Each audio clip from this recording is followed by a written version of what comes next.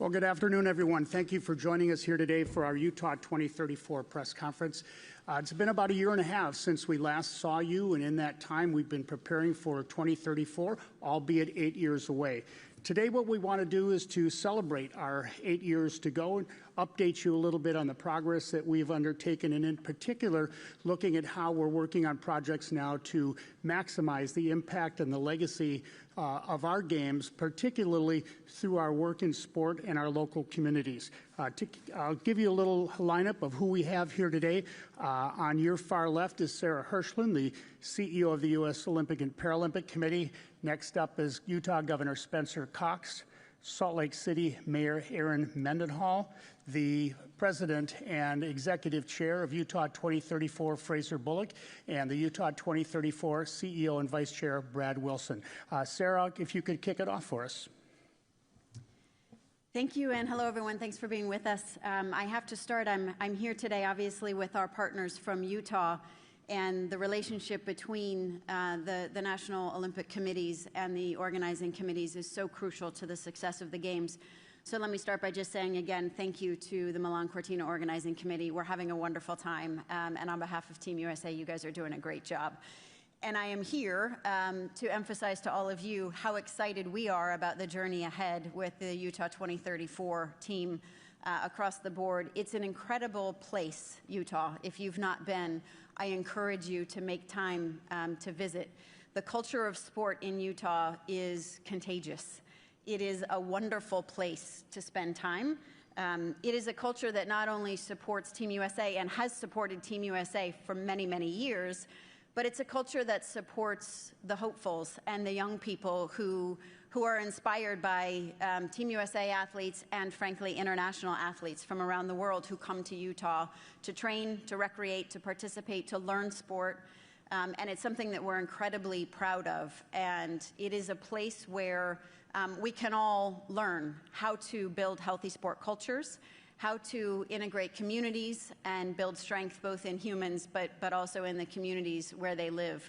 And I cannot reiterate strongly enough how important Utah is in our country in leading in that development of both a healthy sport culture at the most elite levels, but also at the grassroots and community levels. And so I'm here today to show our support, our encouragement to all of you and around the world to really lean on Utah as we go through this journey together over the next 8 years, so that we spread that culture and continue to ensure that it thrives and is strong in Utah for many years to come. Thank you, Sarah. We're so lucky to have great partners working with us in the movement. I want to thank our friends here in Milan and Cortina. We've been able to work very closely. We're very fortunate to have been awarded a Games so early in the process that we get to spend time with two different Olympics before it comes to Utah in 2034, and we've learned so much over the past few days. But we are excited to have the Games back in Utah. Just some notes for our friends outside the United States. Utah is the youngest state in the United States with an average age of 32 years. We have the highest rates of service and volunteerism, something that we're very proud of. People will remember from the 2002 Games the tens of thousands of volunteers who showed out, and it's been fun to work with the volunteers here in Italy as well. We're excited to open volunteerism up again for the Olympics in 34. We also lead the United States in economic growth, upward mobility, and social capital, things that make Utah an incredible place to live. We were named for the third year in a row the #1 state in the United States by U.S. News and World Report, and we feel very fortunate to have people that are working so hard to make Utah a great place. Now, again, this is not the first time that the Olympics have been in Utah. They were there in 2002, which was an incredible launching pad for sport in Utah. And because of the wisdom of people who were there, well, some of them were there before us. One of them was there at the time, and we appreciate Fraser and his leadership then. The legacy of those games are present almost every day in Utah, in Salt Lake City, and the surrounding areas. We have hosted more than 1,200 national and international sporting events. Our venues are active. They've been upgraded. They are world-class venues, and they're blessing the lives of not just people from Utah, but people from all over the world who come to train there and to compete there. It didn't happen by accident, and we fully anticipate that 34 will be the same. We will use that as an opportunity to upgrade the game's experience and make sure that it continues for future competitions. Now, I want to just say that we're lucky to have so many sporting events in Utah, and we're lucky to have so many great athletes in Utah. If you look at the athletes competing for the United States here, a significant portion of them, I think more than 30% of them, come from the state of Utah. They call Utah home. That's where they live. That's where they train, and we're very fortunate to have those athletes. I also just want to mention their families. We're considered the family state. I mentioned we're the youngest state in the nation. We have more kids per capita than anywhere else in the country, and we believe in the strength of families, and we honor those families who have sacrificed so much for their athletes. And one of the things that we're most proud of is that we will be hosting an athlete family village for the first time in the Olympic and Paralympic movement. That will be happening in Utah, in Salt Lake City, for the 34 games. We know it's hard. Sometimes athletes find out very late in the process that they qualify, and by then it's hard to find a place. It's very expensive for their families to come. We want to ease the burden on families and make it easier for them to come and participate.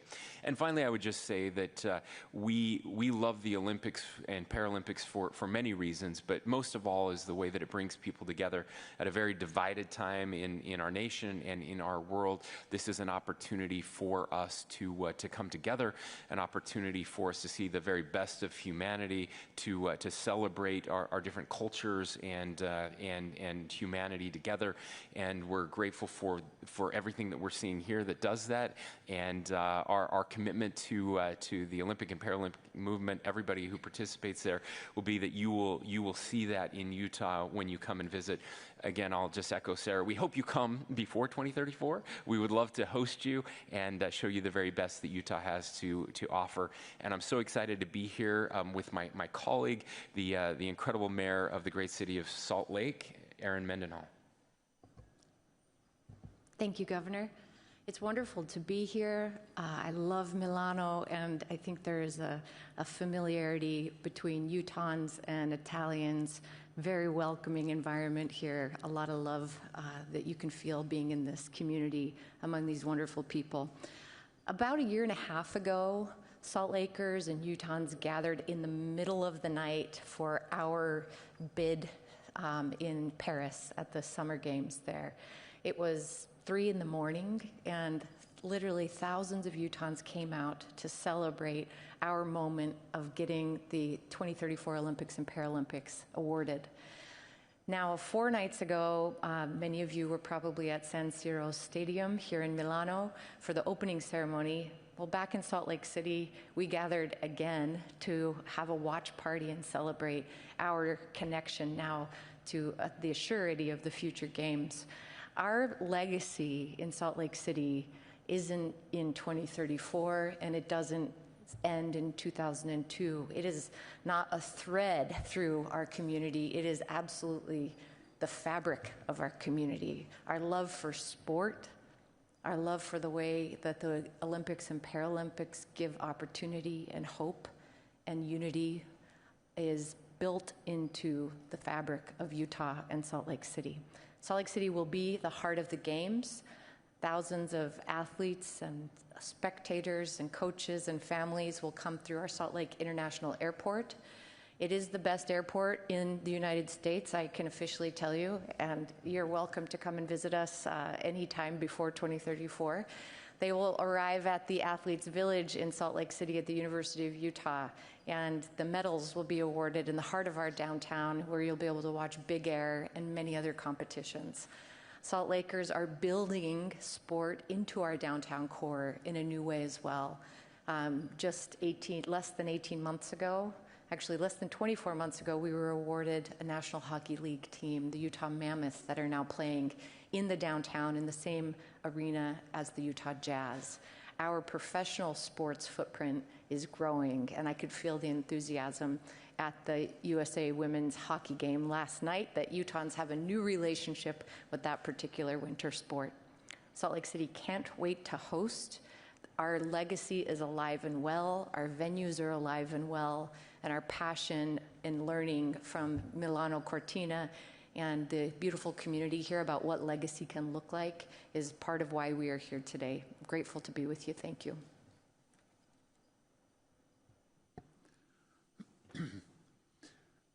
Now you can see why we won our bid 18 months ago. We have the best governor, we have a fantastic mayor, and we have a superb partner in the USOPC. That's what put everything together for us. So I'm so grateful to all of them and how they helped us. The big question is, why put on the games? Why go to all this work and endeavor? We see the opportunity that it brings unity and hope to a challenging world. And one of the things we want to do is put our signature on the 2034 games by doing something special. Yes, we want to host the games, we want to host the athletes, but how can we impact the world for good? And we have a vision which is elevate our communities, elevate sport, and elevate the games experience. And so the governor talked about one key initiative to do that. That's athletes' families. We're super excited about that. We think it'll be a signature element of our games. We're thrilled about that. But the other thing that when we talk about unity, there's a lot of meaning to the words Olympic family. And Milano Cortina is now part of that Olympic family. I can feel it when I go out there and all the volunteers and at the venues, and I was up in Cortina, which may be the most beautiful downhill in the world, spectacular, and seeing all the people working so hard to make these games successful, it just felt like we're all in this Olympic family together. And so I'm just thrilled that Milano Cortina has joined this important, great family that provides so much opportunity. And one of the elements of that family is the interactions that we have with each other, whether it's a volunteer at a checkpoint or whether it's innumerable meetings that we're having with the IOC and international sport federations. But they're so helpful. We can get so much work done. We're working on key elements of our games right now, whether it's technology or hospitality. We're trying to advance elements. But interacting with these great people at the IOC and other OCOGs is such a learning experience for us, and we want to learn from Milano Cortina. We've signed an agreement with French Alps where we're going to collaborate together. It's this notion of Olympic family and interactions and coming together. One last thing, in terms of interactions, I had the opportunity to spend about an hour with President Coventry yesterday, and she's wonderful, brilliant, capable, and provides superb leadership, and she's a big fan of Utah. So we're thrilled to have these interactions, the relationships, the opportunities to learn, and we look forward to continued great games, spectacular games here in Milano Cortina. And I'll now turn it to Brad Wilson, CEO of Utah 2034. Thank you, Fraser. It is a great pleasure and honor to be here, and we've had a terrific experience in this amazing city with the games so far. I am Brad Wilson, and my background is in business and also as a public servant in legislative leadership in our state. But I'll tell you, this is the most fun I've had. It's a terrific environment to work in. And before I go any further, I want to introduce two people to you that have the same name in this room.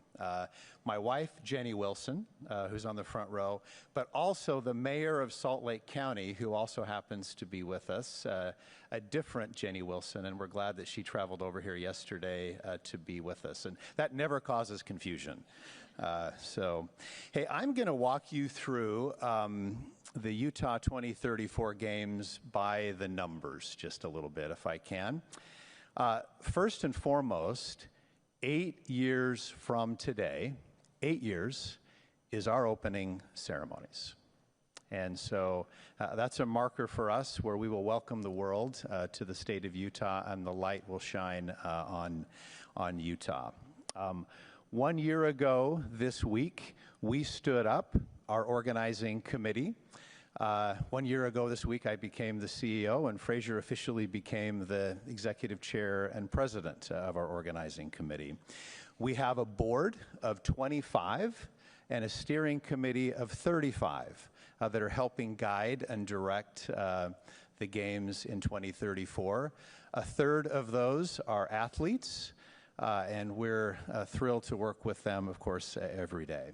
I also want to share with you, we have a small but scrappy crew of 15 that are working for the organizing committee in one form or fashion. But here's a remarkable number, 275. 275 years of Olympic Games experience inside that team of 15 that is helping guide and direct and execute our games. So you may know this, you may not, but one of the challenges that we have as an organizing committee is we don't have any marketing rights to fund our games until after the LA Games in 2028. And so we had to get to work and find creative ways to pay our bills. So we did get to work, and we stood up an organization or an entity, an effort called Podium 34. And here are the numbers of Podium 34. Podium 34, to date, since February of last year, has raised $250 million in charitable contributions from the Utah community to help support and kickstart and be the base layer of funding for our games. And we expect by the end of 2026, by the end of this year, that that number will be $300 million of funding that we have generated. And we can't thank the foundations, the families, the businesses in Utah that have donated those dollars towards our effort. Lastly, just a few other things that relate to the numbers of our games. I don't know how many, maybe 3 billion people in 2034 will watch the games come from Utah. We have 29 counties in Utah across our beautiful state, and our objective is to engage the residents of all 29 of those counties in our effort, and we want to see volunteers from those communities. We want to see people that come work for us, and of course we want all the people in those 29 counties to experience the 2.8 million tickets that we will have for our games in 2034. Team Utah is ready to get to work. Our mission is to elevate sport, elevate the games experience, and elevate the communities in Utah. That's it, Tom. Great. Thank you, Brad. Thank you, everyone else. We now take some time for questions. We have until about the bottom of the hour or 35 after, so happy to take questions from the media. Yes. Second, yeah, there you go. Josh Peter with USA Today. For the governor, you said that you've learned so much over the last few days. What have you learned, and how might it impact preparation and what the Olympics look like in 2034? Yeah, thank you. It turns out it takes a lot of work to put on a games, and that's the thing that we've spent most of our time not at events but behind the scenes. We've been touring venues, back of house, the athletes' village, the welcome center at the airport.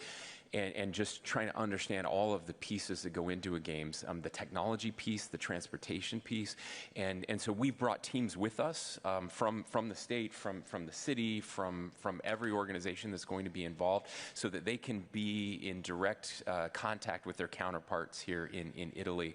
And that's for me, it's kind of the overwhelming nature of a games. I mean, we just had a Super Bowl in the United States. It's like having multiple Super Bowls every single day. It's that kind of crazy for a couple weeks, and then the Paralympics on the back end. So to me, that's what we've been learning. We knew this coming out of 2002, but a lot of people have retired and don't bring that knowledge to their current positions, and we're just really excited. Again, it's helpful for us. We get more of an on-ramp, more lead time than any other any other games in history. So it's pretty fortunate that we get to do that. Okay, down in the front first, and then we'll go back. Thank you. Sebastiana Rissa from Milan News. A question for the governor. What do you think about the ongoing controversy between the White House and the athletes, and do you believe this could in any way affect the lead-up in the Games? And do you feel a new trend is emerging in which presidency directly influences the relationships with the athlete, and if so, in what does concern to you? Yeah, look, we love our athletes, and we're grateful for our athletes. We recognize that there are lots of divisions in our country and in our world today. I love that we live in a country, that we get to live in a country where people get to speak their minds. That's true of athletes, it's true of governors, it's true of presidents, it's true of every individual in our country, and I'm grateful for that. And again, we care about unity. We believe that this is an opportunity to bring people together. So grateful for Sarah and her team and all of the athletes, and for the competition that's happening out on the field for these games. So people are going to speak their minds, and I'm grateful for that. I think that makes us better. Hi, Christoph Becker from Frankfurter Allgemeine Zeitung in Frankfurt, Germany. I've been to Utah. It's a very welcoming place, and the overall impression that's emanating from your press conference is a very welcoming impression. Now, the impression we get right now over here in Europe from the United States does not emanate from Utah necessarily, but much more from Washington. And we see photos or pictures or films, newsreels, of kindergarten kids who are taken off the streets, and they are deported to camps, waiting to be deported into different countries. So it's actually quite the opposite of a welcoming nation, a nation that the world knew as welcoming doesn't seem to be so keen on welcoming people anymore. So how do you navigate this this difference of the vision that you're presenting here and the reality that's playing out in America at the moment? Sure. Look, we care deeply about the political situation that's happening in the United States right now. The entire world watches the United States maybe differently than other countries, and so everything gets highlighted more outside of the United States. I know the media loves this stuff. It gets a lot of clicks. I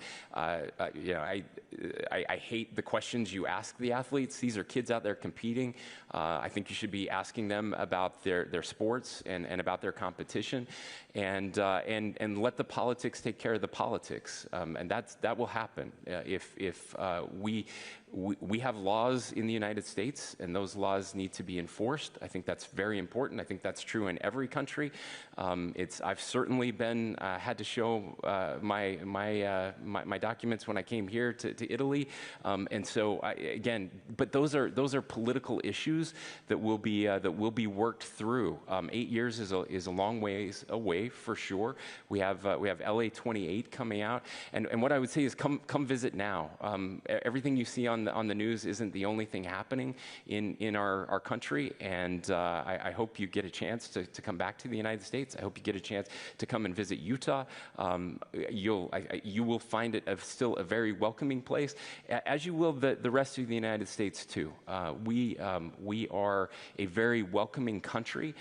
There are some differences of opinion right now when it comes to the way that laws are being enforced, and so that will play out. We have elections just like your country in Germany. We have different parties in our country that are coming through with different visions, and we'll see how those things turn out. Yes, do you have a mic? Yeah, right behind you. There's a mic behind you. Carlos Groman from Reuters. Governor Cox, your president called Olympic athletes real losers. So it is not necessarily the media that started this discussion. I was wondering, do you consider Olympic athletes to be real losers given that you're hosting the Olympics? And Sarah, have you been in contact with the administration about that comment? Thank you. Yeah, as I've already said, we love our athletes. We're very proud of our athletes, all of our athletes. It takes a lot to perform at this level, and the sacrifice that goes into to these games, and being here on the ground and being able to engage with the athletes, not just the athletes from the United States, but we've had an opportunity to see and meet athletes from all over the world, all chasing that same dream. And I'm really grateful and proud of all the athletes. And I'll add, it's important to us to ensure that anyone who is reacting to or commenting on something that someone said understands the totality and the context of what they said, and that's important. I will point to Hunter's post, I think from yesterday, in which the first line he said is, "I love my country." And I've been in touch with Hunter. We've been in touch with folks back in the United States to ensure that everyone understands the context and intention behind all of these comments. And I have all the confidence in the world that every member of Team USA is proud to represent our country and understands the opportunity they have to bring people together. And we're all here for that. And that's exactly what we're going to do. Yeah. Hi, Graham Dunbar from the Associated Press. I think the general view from Europe is quite clear about the US these days. We'll talk about climate. Just to be absolutely sure, today, in 8 years' time, will be the opening ceremony. Is that locked in? Because the IOC has said maybe we're looking to bring the Winter Games forward to January, more because the Paralympics in March is the climate issue. But how much of preparing for weather and climate changes over the next 8 years is part of your thinking? What sort of measures have you got in place, and how much of a concern is it for you? Fraser? Well, of course, we all focus on how can we create the best fields of play for the athletes in the face of climate change. And actually going back to 2002, when we had a warm March in 2001, and we were doing World Cups in March, we activated contingency plans where we had stored snow at higher elevations and brought it in for our courses. So when we look forward, the fortunate thing about Utah is that we have very cold temperatures at night in January and February. So regardless of the amount of precipitation we're getting, we can make snow. And technical snow or artificial snow is actually preferred for a lot of reasons for the athletes. And actually this year, what's been a very warm winter with less snow, we have great skiing. I've been 6 or 7 times, and the snow is great in the areas where they've made snow. And so we have the opportunity to both make snow, and we will also store snow to have it available from the previous year. You cover it with a blanket. About 70% of it stays intact. So we'll have several sources to be able to cover the conditions. The biggest concern is really March with the Paralympics. The Olympic Games themselves should be just fine in February. It's the more melting temperatures in March, and we've got contingency plans to cover that. First in the back, Alex, and then we'll come up front. Thank you. For Mayor, I remember you said you were at the 2002 games. You remember that magic. Something I've heard, can you capture that magic again? You were just at the watch party. Did you feel it again? And what are your thoughts on capturing that magic? Yeah, thanks. Undoubtedly. It's not that I think we even have to conjure it. The magic is really partially there, I think, because of the proximity of our venues, the proximity of the athletes' village to the downtown core where so many of the events and celebrations will be, to the hotels that non-athletes will be staying at. You can walk around Salt Lake City and feel the density of the enthusiasm, even at our watch party on Friday night. And so I think the part of our uniqueness as a state, as an Olympic and Paralympic community is that you don't have to travel far. You're going to feel it because you're going to be together. And the way we are built is key to that. The biggest part is the people, though, because the friendliness, the languages that are spoken, which are very many for the size of our population, and our love for the games is already there and strong. In the front here.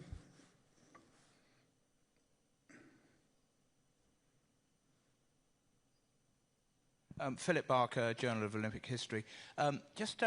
You were talking about what you'd learnt from Milan Cortina. Can I highlight a couple of areas? One is the ticket prices, because we're very aware that prices in the States are quite expensive. And for visitors from Europe, this is a big deal. I mean, what was it, 300 euros for an ice skating ticket. How are you going to make sure that kids who need to be inspired can have access and families can afford to go? Second thing is, Milan decided not to give torches to every single bearer, or at least make available torches. They didn't manufacture enough. I know how big the 2002 relay was in your country. Will you revert to having the torches for every single bearer so that people can use them afterwards as a legacy tool to take into schools, let the kids touch them, and that sort of thing? So first of all, on ticket prices, tickets are one of the three major sources of revenue. And in our business model is that we don't take any state or local taxpayer money. So we've got to make it on sponsorship dollars from the IOC contribution and from ticketing. And so we want to be very careful about ticketing, and what we call it is a barbell ticket strategy, where we have some very, very expensive tickets that include hospitality for people that want to have the ultimate experience, and they're going to pay for the games. And that allows us to have very, very inexpensive tickets. In fact, we've committed to having 34,000 tickets for $34. And so the kids, and we'll have a school program where kids can attend. We've got another program we're working on with those that are disadvantaged so that they can also participate and experience the games. So we have a broad spectrum that we can be inclusive while at the same time generating the revenue we need to have break-even or better games. And so now, for the torches, in 2002, we had 12,300 torches, and we gave the opportunity for the torchbearers in advance to buy their torch for $300.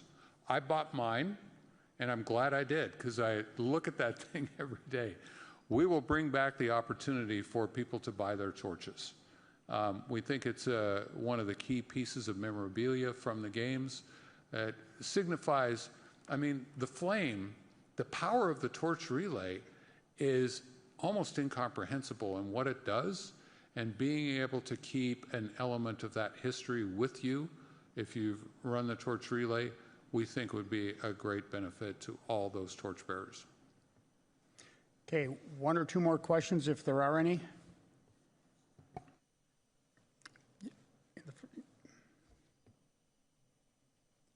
For Sarah, anybody else who wants to chime in, I'm just curious to know if you had a chance to talk to Lindsey Vonn and how you feel about what's happened with her. Fraser, you were there.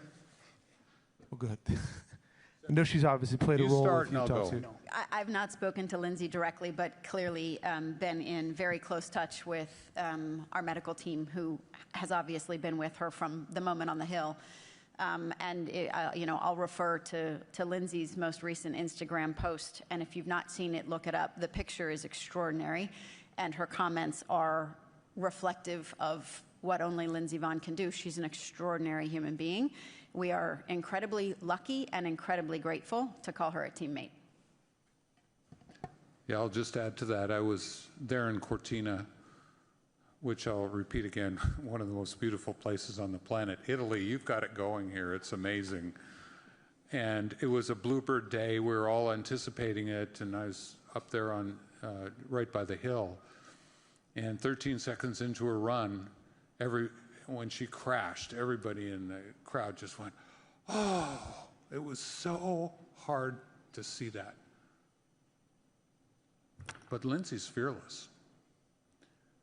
And she taught us how to come back from adversity and put everything into it. Lindsay only knows one speed, and that's all out.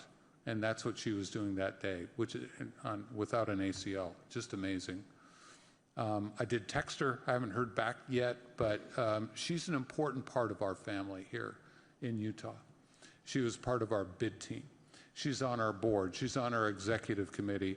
She presented with us on our bid. She inspired the Athlete Family Initiative. She is part of our family in Utah, and we wish her the very best in recovery. Just a quick comment. I've messaged Lindsay before and after, and she is the epitome of courage and Olympianism. I think part of what's so beautiful about the Games, and all of us could tell a story about watching an Olympics or a Paralympics when we were kids and looking at someone who maybe wasn't that much older than us and was doing something extraordinary. Well, Lindsay's been that. But now to 40-somethings like us, particularly me as a woman, to my 10-year-old daughter, Lindsay is doing it, has done it all over again. And even to be at the top of that run was a tremendous accomplishment. So she is family to this committee, and we love her, and I admire her as a human being. With that, I want to thank you all for joining us here today. If I can help with anything else, please see me offline. Thanks to our panelists.